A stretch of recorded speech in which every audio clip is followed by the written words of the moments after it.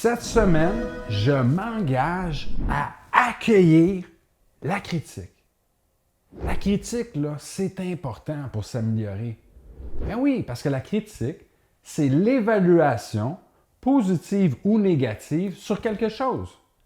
Donc, si moi, là, je veux m'améliorer, je veux devenir meilleur, il faut que je sois capable de me faire évaluer. Il faut que je sois capable d'accepter le jugement des autres face à ce que je fais. Bon, la première affaire, là, c'est la personne qui fait la critique. Là, a-t-elle les compétences d'évaluer mon travail ou qui suis-je? So, par exemple, si je veux évaluer mon état de santé, puis je vais demander au peintre du coin, je risque de ne pas avoir la même évaluation que si je vais voir un spécialiste de la santé. Si je vais voir, par exemple, quelqu'un dans le conditionnement physique, il va pouvoir me faire une évaluation précise, une critique précise de l'état actuel de ma santé. Donc, la personne qui fait la critique a-t-elle les compétences pour la faire? Ça, c'est vraiment important, ça change toute la donne. Je me rappelle, là, back in the days, là, quand je commençais à tatouer. Là, tu commences, tu explores, tu veux vraiment t'améliorer rapidement. Puis là, j'avais un de mes boys, là, pour ne pas le nommer, Vico. Vico, là, c'était mon chum, on était solide. Lui aussi apprenait à tatouer, puis ouf! Ce gars-là, là, il aimait ça, vraiment évaluer mon travail. Pourquoi? Parce qu'il voulait que je m'améliore, il voulait qu'on progresse. Donc, souvent, il pointait beaucoup les aspects négatifs de mon travail.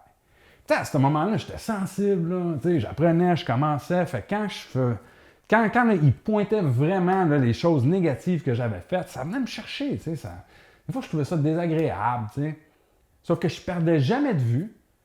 Je perdais jamais de vue que son intention était de m'améliorer. Puis c'est la même chose que je voulais faire, m'améliorer. Donc, même si ça me rendait inconfortable de recevoir son jugement, recevoir l'information négative sur mon travail, j'étais quand même conscient que ça me permettait de progresser. C'est pour ça que c'était important pour moi d'accueillir cette critique-là, de savoir que c'est un cadeau qui prenne son temps pour regarder ce que je fais et qui ait l'intention de m'améliorer. Maintenant, la critique, il faut se pratiquer à la recevoir. Guillaume, passe-moi l'oreiller. Ouais. Ça, là, c'est un oreiller. C'est-tu confortable, un oreiller? Ah non, c'est vrai, je suis en train de tourner une capsule, pas m'endormir. L'oreiller émotionnel, connais-tu ça? Regarde bien ça.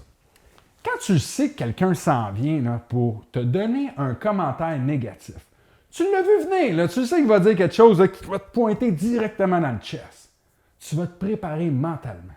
Tu vas aller chercher là, un événement émotionnel positif. Là. Que ce soit la première fois que tu as vu ton fils marcher, la première fois que tu as embrassé ta blonde, une fois que tu as gagné un trophée à ta compétition de karaté. Whatever. Choisis un événement là, où tu t'es senti vraiment bien. Ça, là, c'est ton oreiller émotionnel. En pensant à cet événement-là, tu vas augmenter ton état d'esprit. Tu vas te sentir bien.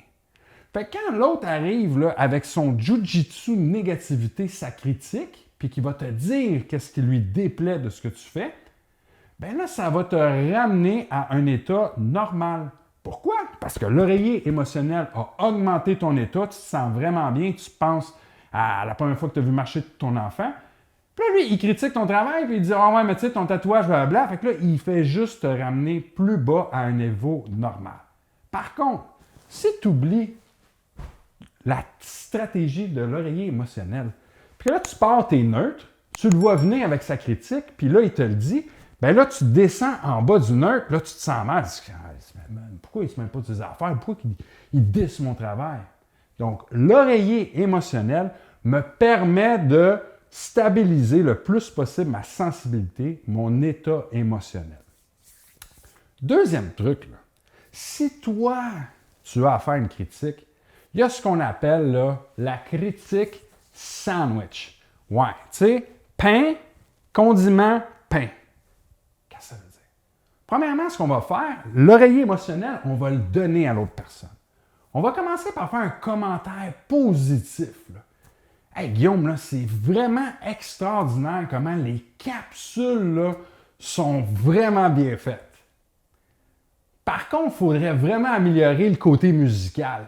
Mais vraiment, là, dans l'ensemble, là, l'esthétique, comment tu filmes ta ponctualité, c'est extraordinaire. Donc là, dans cet exemple-là, qu'est-ce que je mets en situation? C'est justement, premièrement, j'y montre quelque chose de bien qu'il fait. Là.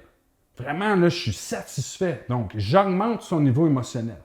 Ensuite, je glisse le pepperoni, le salami de commentaires négatifs à travailler, la musique, pour ensuite remettre un côté positif qui permet qu'il va accueillir la critique d'une façon constructive. Pourquoi? Parce qu'il ne s'est pas senti mal face aux commentaires, à l'information. Il a pris le temps de la recevoir et là, il va y repenser. Et encore une fois, mon objectif est qu'il s'améliore et son objectif est de s'améliorer, donc on se rend service.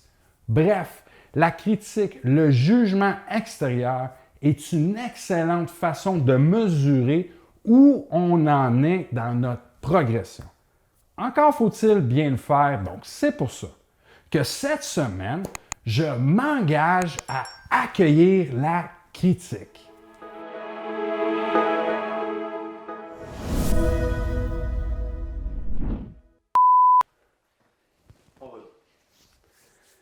Alors, cette semaine...